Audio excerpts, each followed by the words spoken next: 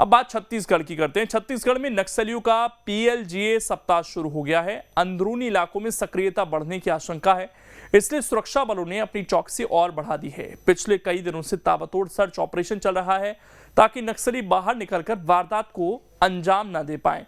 क्या कोशिशें हो रही हैं, फिलहाल इस रिपोर्ट में आप देखिए।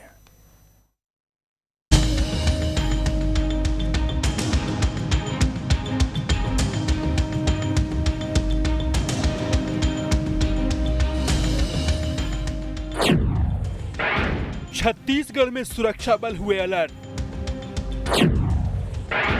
नक्सलियों की हरकतों पर सतर्क। नक्सली गुरिल्ला आर्मी सप्ताह के नापाक मंसूबों को अंजाम देने की फिराक में है।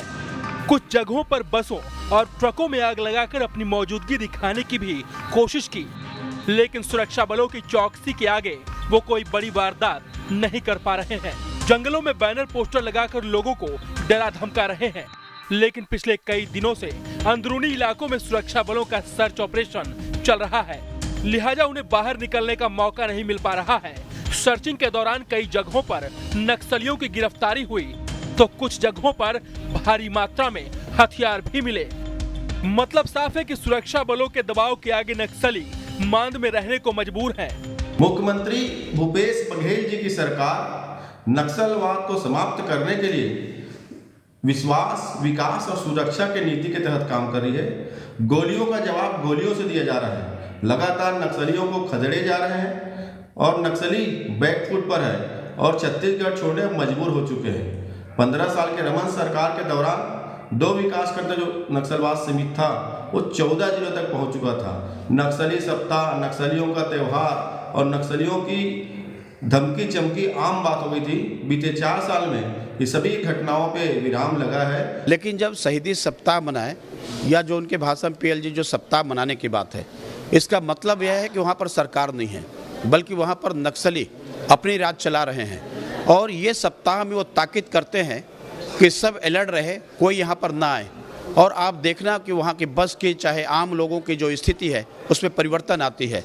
ये कितना भी दावा कर ले, लेकिन जो कार्रवाई नक्सलियों के ऊपर होनी चाहिए, उनके ऊपर लगाम कसनी चाहिए, इसमें सरकार 4 साल में फेल है। और मैं समझता हूँ कि वहाँ पर नक्सलियों की सरकार चल रही है, पैरेलल सरकार चल रही है। दरअसल 2 दिसंबर से 8 दिसंबर तक नक्सलियों का पीपुल्स लिबरेशन गुरिल्ला आर्मी सप्ताह चलता है।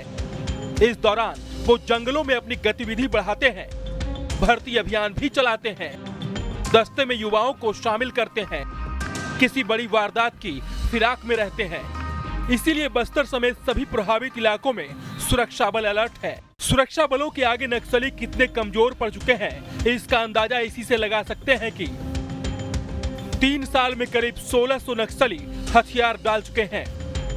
2021 में 555 नक्सलियों ने समर्पण किया था, तो 2022 में अब तक 80 से ज्यादा नक्सली सरेंडर कर चुके हैं। इसकी वजह से नक्सलियों में बौखलाहट है। नुकसान की बात नक्सलियों ने खुद भी मानी है। इसीलिए सुरक्षा बल और अलर्ट है ताकि झुंझलाहट में नक्सली बड़ी वारदात को अंजाम न दे पाए। छत्तीसगढ़ के सुरक्षा बल अलर्ट मोड पर चले गए हैं। अलर्ट मोड पर जाने का कारण है कि छत्तीसगढ़ नक्सली इफेक्टेड प्रदेशों में शुमार है। दरअसल छत्तीसगढ़ के बस्तर और अन्य जगहों पर नक्सलियों द्वारा शहीदी सप्ताह मनाए जाने की खबरों के बाद इस तरीके के कदम उठाए जाते हैं। हर बार इस तरीके का अलर्ट जारी होता है और उस अलर्ट में जो छत्तीसगढ़ के सुरक्षा बल हैं वो अंदर ग्रामीण इलाकों में और जंगलों में गश्त बढ़ा देते हैं। अलर्ट इसलिए भी है कि इस दौरान नक्सली कहीं ना कहीं बड़ी घटनाओं को अंजाम देते हैं और उन घटनाओं को रोकने के लिए इस तरीके के अलर्ट पर छत्तीसगढ़ को रखा गया है। ऐसे में छत्तीसगढ़ की सियासत भी गर्म होती हुई दिखाई दे रही है। छत्तीसगढ़ का पक्ष विपक्ष एक दूसरे पर आरोप लगाता हुआ नजर आ रहा है। विपक्ष का कहना है कि छत्तीसगढ़ में नक्सलियों का राज है, लेकिन छत्तीसगढ़ के सत्ता पक्ष का कहना है कि सरकार अलर्ट है, सरकार की कोशिश है कि नक्सली घटनाएं ना घटें, इसलिए ये अलर्ट जारी किया गया है। वीडियो जर्नलिस्ट प्रमोद देवांगन के साथ अंकुश शर्मा, न्यूज स्टेट मध्य प्रदेश, छत्तीसगढ़। तो ये समय बड़ा अहम हो जाता है क्योंकि इसी समय नक्सली कई बार घात लगाकर बैठे होते हैं और साजिशें रचते हैं हमारे सुरक्षा बलों को आम इंसानों को नुकसान पहुंचाने की। अब इसमें खबर तो यह है कि गांव में नक्सलियों को समर्थन फिलहाल नहीं मिल रहा है। नक्सलियों की जड़ें हिल चुकी हैं, इसीलिए नक्सलियों के अंदर भी बौखलाहट अब साफ तौर पर देखी जा सकती है।